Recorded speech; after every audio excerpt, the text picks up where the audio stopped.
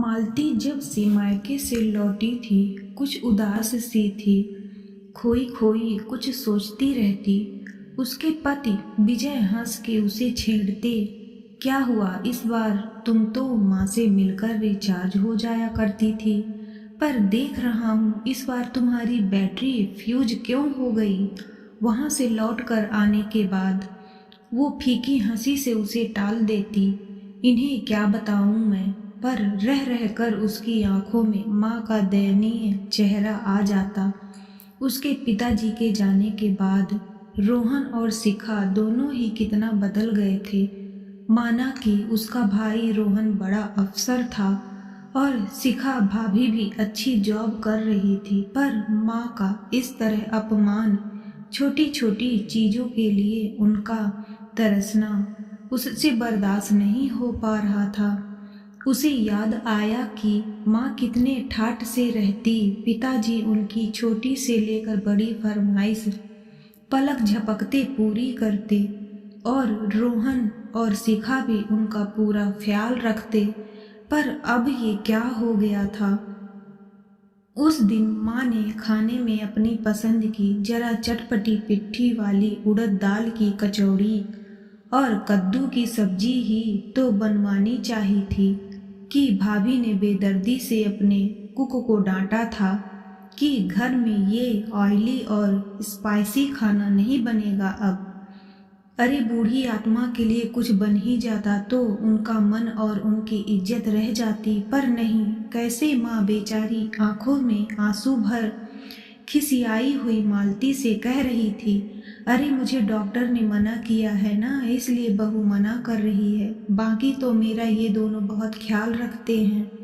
मालती जानती थी कि माँ को कोई बीमारी नहीं है और कभी कभी वो ये बहुत स्वादिष्ट चीजें उनके लिए बनाया करती थी। जब मालती को ज्यादा परेशान देखा तो उसके पति विजय ने बड़े प्यार से उससे पूछा, बताओ तुम क्या चाहती हो। मालती ने उसे टालना चाहा, पर उसके जिद करने पर मालती को अपना दिल खोलना ही पड़ा। मैं माँ की दुर्दशा से दुखी हूँ और चाहती हूँ कि वो हमारे संग ही रहें। अब जब मेरी शादी नहीं हुई थी तब भी मैं यही सोचती थी कि माँ को उनके बुढ़ापे में अपने संग रखूंगी।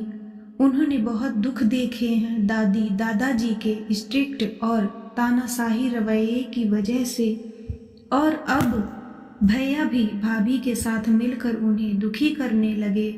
विजय ने कहा, देखो मुझे कोई समस्या नहीं, लेकिन अपने व्यवहारिक ज्ञान से कहता हूँ कि वो हमारे संग कुछ दिन खुश रह सकती हैं, पर हमेशा नहीं। क्यों आप ऐसा कैसे कह सकते हैं। मालती ने प्रश्नवाचक निगाहों से उसे देखा। एक तो लड़कियों के घर आज भी पेरेंट्स रहने में कंफर्टेबल नहीं महसूस करते अपने पुराने संस्कारों के कारण, दूसरा उनका बेटा रोहन अफसर है और हम साधारण नौकरी करने वाले मेहनत कश लोग, भले ही उन्हें वहाँ तिरस्कार ही क्यों न मिले, पर वो उसी में खुशी भी ढूंढ ही लेते हैं। ये मेरा निजी अनुभव है।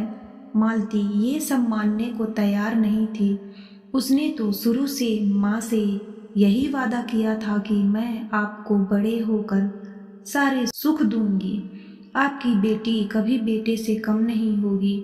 आज वो वादा पूरा करने का असली टाइम आया है, इसलिए उसकी खुशी के लिए अगले ही हफ्ते वो दोनों जाकर उसकी माँ को अपने साथ ले आए।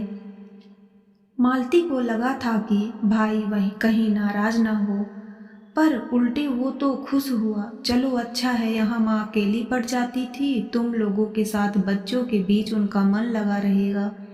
शुरू शुरू में माँ बहुत खुश रही, कुछ दिन बहू के खिलाफ भरा गुस्सा निकालती रही। यहाँ आकर जैसे उनके पुराने दिन लौट आए थे।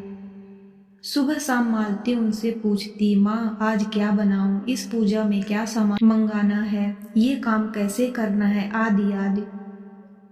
बस माँ खुश हो जाती कि वो घर में कोई अहमियत अभी भी रखती हैं। उन्हें बेकार सामान की तरह एक कोने में नहीं सिमटे रहना है। बुढ़ापे में कोई जरा सा पूछ ले, जरा इज्जत दे दे, बूढ़े तृप्त हो जाते हैं। लेकिन ये ज़्यादा दिनों नहीं चल पाया। अब माँ को अपने बहू बेटे की याद आने लगी थी। बात बात में उन्हें वहाँ के ऐशो आराम याद आते। यहाँ सारे दिन मालती और विजय खटते रहते, थोड़ा खाने पीने में भी देख कर ही सामान ला पाते। कितनी ही कोशिश करते कि माँ को उनकी तंगी के बारे में ना पता चले, पर गरीबी कहीं ना कहीं दिख ही जाती है। गरीब बेचारा क्या ओढ़ ले और क्या बिछा दे और कितना फटा छिपाए, कहीं ना कहीं छेद दिख ही जाता है। कभी कभी मालती झुझलाने लगी थी। अब जब माँ उसकी तुलना भाई भाभी से करती, वो अपने आंसू चुपचाप पी जाती, ये सोचकर कि माँ बुढ़ापे में थोड़ा सठिया गई है। उस दिन रोहन का फ़ोन आया कि वो और शिखा ऑफिस के काम से उनके शहर आ रहे हैं, इसलिए उनके पास भी आएंगे। माँ तो छोटे बच्चों की तरह खुश थी और बेचैनी से उनका इंतज़ार करने लगी। कभी मालती को कहती, अरे उस दिन ये खाना, ये मिठाई बनाना, घर को ऐसे संवारो, इस तरह उनके रुकने का इंतजाम करना, वगैरह वगैरह। आखिर हद होती है सहन करने की। मालती का धैर्य जवाब दे रहा था। एक तो पैसों की तंगी, दूसरे माँ लगातार उसे ये एहसास दिलाने पर आमादा थी कि जैसे वो भाई भाभी को एक दिन रखने के भी काबिल नहीं, बहुत कमज़ोर हो। वो विजय के कंधे पर सर रखकर फूट फूट कर रो पड़ी। आप सही कह रहे थे कि माएँ अपने बेटों के पास ही खुश रहती हैं। बेटी चाहे कितना भी करे, पर शादी के बाद वो पराई ही हो जाती है। मैं भी ये समझ चुकी हूँ। इस बार रोहन आएगा तो माँ को पक्का उन लोगों के साथ विदा कर ही दूंगी। शायद वो वहीं ज़्यादा खुश रहेंगी। विजय धीरे धीरे उसका सिर सहला रहे थे और मुस्कुरा रहे थे कि फाइनली उसकी समझ आ ही गया। मैं उन्हें लाकर ना रखता तो ये यही समझती रहती कि मैं उन्हें यहाँ रखने में आनाकानी कर रहा हूँ।